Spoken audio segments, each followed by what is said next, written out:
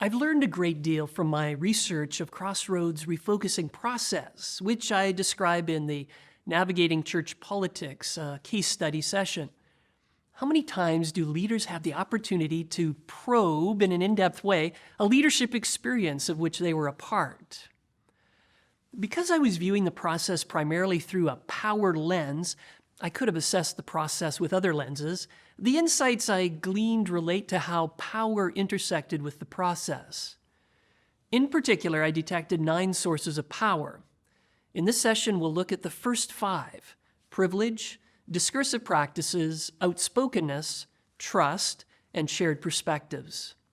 Not only will I describe these power types, but I'll provide some recommendations as to how leaders might use and mediate the use of these types of power in a way that is of maximum benefit to the organization and its members. Gordon and Grant, in their discussion of the power as entity approach to power, suggests that people can exert power based on their official position. Privilege was alive and well at Crossroads, as it is in most of our churches. As a participant in refocusing, I felt at the time that refocusing was actually highly inclusive. Yet looking back at the process, I can see that 3 privileged groups, the board, refocusing team, and summit participants, really dominated the knowledge formation process, which led to the final strategic plan known as the ministry direction plan. The board chose the type of knowledge formation process as laid out by Ray, the external consultant hired to facilitate the process. They also selected the facilitators of the knowledge discussions, the refocusing team, and invited a select group of people, the summit participants, who became the major authors of the knowledge script. The implications for leadership focus on being careful not to underestimate the power of privileged groups, even in a process that seems highly inclusive and participatory. It's the privileged groups that tend to have the most influence in articulating a shared sense of culture. In Crossroads' case, it was supposedly unwieldy to involve everyone in the summit discussions. There were almost 400 adults in the church, so the refocusing team invited key leaders to participate. The summit participants became a privileged group in which members had the chance to become primary authors of the emerging directional knowledge. Now, anyone in the church could participate in post-summit pulse groups that featured discussion of the summit summaries. However, these groups tended to perform more of an editing role, fine-tuning what summit participants had already decided. How might refocusing leaders have done this differently? In order to give more people a substantive voice in the direction-setting process, pulse groups could have actually preceded the weekend summits. The leadership at the summits would have heard from more people first before they made any decisions. Of course, the progressives may have still dominated those pulse groups. To address this possibility, the refocusing team could have organized pulse groups along subculture lines, like age, gender, or shared perspectives, so as to identify some of the shared values within the church's subcultures. This may have also served to reduce the intimidation factor for some participants. The summits would then have focused on taking the ideas from the pulse groups and developing a shared sense of identity while honoring and preserving, at least to some extent, local subgroup identities. They would have also been the place where individual identities, as articulated during personal refocusing, found their way into the discussions. The goal would not have been simply to come up with a shared sense of identity or calling, which supposedly is what happened, but to hold in dynamic tension 3 levels of identities: the organizational, the subgroup, and the individual. This kind of multi-layered directional knowledge is powerful because it taps into the passion of personal calling, what people believe God would have them to do in life. But it also capitalizes on the rallying power of shared values within a subgroup that often knit together people through strategic relationships. Further, it shows people the larger playing field, the organizational identity, where they can live out their personal and subgroup identities. Part of maintaining this dynamic equilibrium may have been to revisit people's personal callings from the first phase of the refocusing process after articulating a shared sense of identity. This would have helped to bring personal calling back to the forefront of people's awareness. It would have also been helpful to meet again with various subgroups in the organization to assess whether they felt like they could still express their local identities within the desired organizational culture. The process of maintaining equilibrium between a sense of organizational identity, the identities of subgroups, and the identities of individual organizational members really is an ongoing process that requires sensitivity, strong communication, and timely negotiations. Okay, so that's the power of privilege. Privilege is not necessarily a bad thing.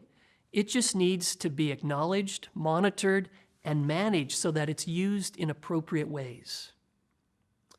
The second type of power that surfaced during Crossroads' refocusing process was discursive practices.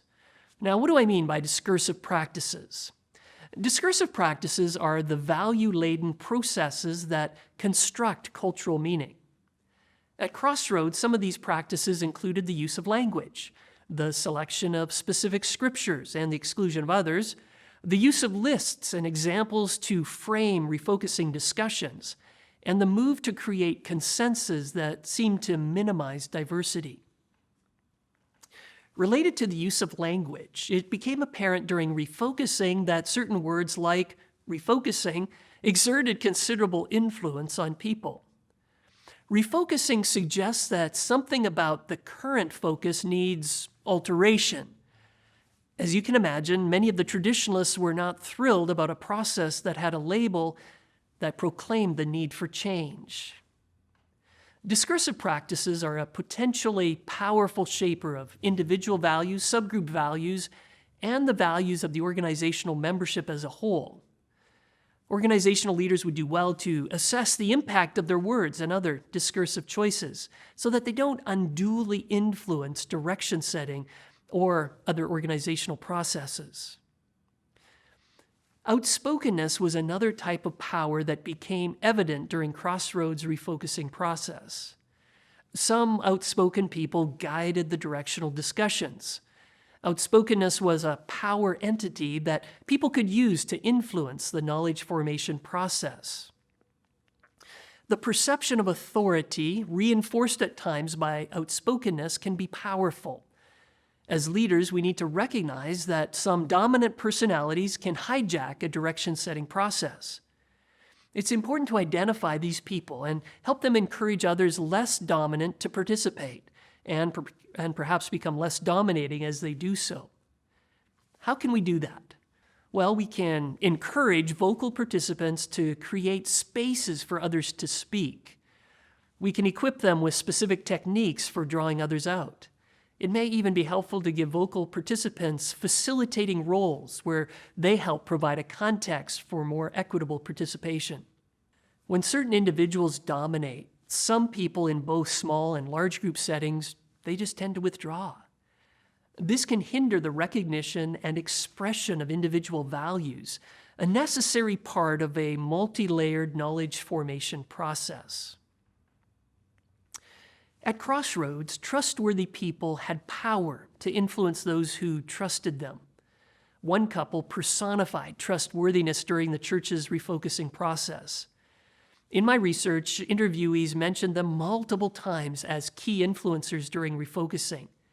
They had longevity in the church, and even though they were not serving in official leadership positions during refocusing, they had done so in the past. It's important for organizational leaders to identify those within their organization, like this couple, who instill confidence in others, and to help them use their power to bring about participation that is more inclusive and equitable, using the same kinds of techniques I mentioned with outspoken people. This will help to ensure that individual values become an integral part of the organization's directional knowledge.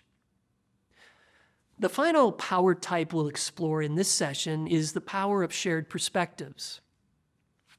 As I've mentioned before, the progressives dominated all three privileged groups, church board, refocusing team, and the summit participants. A fairly powerful group of traditionalists either opted out of refocusing altogether or chose not to add their perspective to the discussion mix. Yet the traditionalists were active outside of the official refocusing venues. The conflict between the two groups featured deployments of power around the symbols that would express and in some ways perpetuate the church's identity. Because the progressives dominated the privileged groups, they were the ones who really designed, presented, and approved a progressive direction plan with little opposition. This occurred even with mechanisms in place for organization-wide input into the emerging directional knowledge. The implication for leaders is that we need to monitor the influence of our privileged groups and make sure that the input given during feedback loops carry as much weight, or at least enough weight to make a difference, as the voices of those in the privileged groups.